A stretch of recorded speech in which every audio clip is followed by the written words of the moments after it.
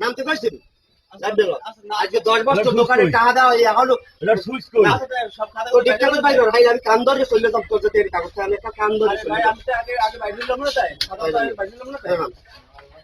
তাইলে আরে ভাই আমি বারবার নাম তো গেল কোনটা না বলতো থাকলে বাইরে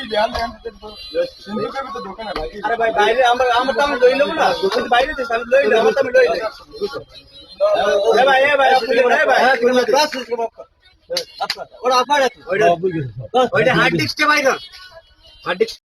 এই সে বর্তমানে বাংলাদেশের অবস্থা। চান্দার টেলাকে দোকানও গিয়া হামলা করছে এবং দোকানদারের অনেক হুমকি দামকি ভয় দেওয়া হয়েছে। এই চান্দাবাজ তে মনে করছে যে চান্দারটি হচ্ছে তার বাপের দিনের সম্পত্তি, তার বাপের দিনের সম্পত্তি আদায় করতে গেছে দোকানদারের কাছে। এই বাংলাদেশের ভিতরে চান্দাবাজ, দান্দাবাজ, সিন্ডিকেটবাজ, তারপরে সন্ত্রাস বাহিনী, এগুলোর কারণে সাধারণ মানুষ অতিষ্ঠ, একেবারে ভাষা প্রকাশ করার মতো না। সাধারণ মানুষ এটি পছন্দ করে না। এই বাংলাদেশের 18-19 কোটি মানুষ, আপনি যেই কোনো একজন সাধারণ মানুষের জিজ্ঞাসা করেন আপনারা কেমন বাংলাদেশ দেখতে চান, সবার প্রশ্নের উত্তর একটাই হইব, সুন্দর নিরাপদ বাংলাদেশ আমরা দেখতে চাই। এটাই কি তার নমুনা? এটাই কি নিরাপদ বাংলাদেশের নমুনা?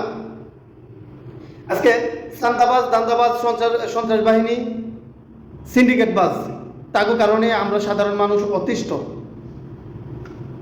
আমরা জানি না এগো আর্থিক আমরা কবে মুক্তি পাবো। আদৌ কি সম্ভব যে চান্দাবাজ, দান্দাবাজ, সন্ত্রাস বাহিনী, সাদাবাজ বাহিনী, তারপরে সিন্ডিকেট বাহিনী, এগো আর্থিকে কি আমরা মুক্তি পাবো? আসলে কি মনে হয়? আমার তো মনে হয় দিন দিন পরিস্থিতি আরো খারাপের দিকে যাইব।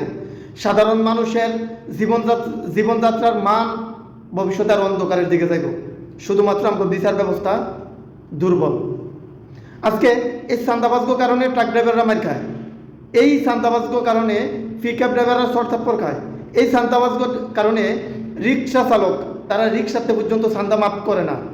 এই রিক্সাওয়ালাদের কাছে চান্দার টেলাকেতে রিক্সাওয়ালাদের সরথাপ্পর দিয়ে লাথি দেয়, রিক্সা ভাঙ্গা লায়, রিক্সা লইয়া জায়গা সিএনজি গায়েব করে লায়, অটো রিক্সা গায়েব করে লায়, অটো রিক্সা ব্যাটারি গায়েব করে লায়। এই চান্দাবাজরা মনে করে কি তারা কোনো একটা দলের সদস্য হইতে পারলেই তারা বাংলাদেশের নাগরিক। আর আমরা যারা বাংলাদেশের সাধারণ নাগরিক আমরা হচ্ছি ভাড়াটিয়া। আমরা অন্য একটা দেশের থেকে বাংলাদেশে ভাড়া থাকি, অন্য একটা দেশের থেকে আইছি, আইয়া বাংলাদেশ ভাড়া থাকতেছি, এছাড়া কিছু করার নাই তো। আমগো বাংলাদেশের নতুন নবনির্বাচিত এমপি মন্ত্রী, সেতুমন্ত্রী, সড়ক মন্ত্রী, উনি কইছে সমঝোতার মাঝে যদি টাকা নেয় তাহলে এটা চান্দা হিসাবে গণনা করে না। চান্দা তো চান্দাই, সাপ তো সাপ, ছোট হইল সাপ, বড় হইল সাপ। আমগো বাংলাদেশ কবে পরিবর্তন হইব? আমার মনে হয় না যে আমগো জমানায় আমরা দেখা যেতে পারবো। আপনারা ক্ষমতার থাকে, আপনারা রাষ্ট্রীয় দায়িত্ব থাকে যদি আপনারা চান্দাবাজ করে উস্কানি দেন তাহলে তো এই বাংলাদেশের ভবিষ্যৎ একেবারে অন্ধকার, একেবারে অন্ধকার।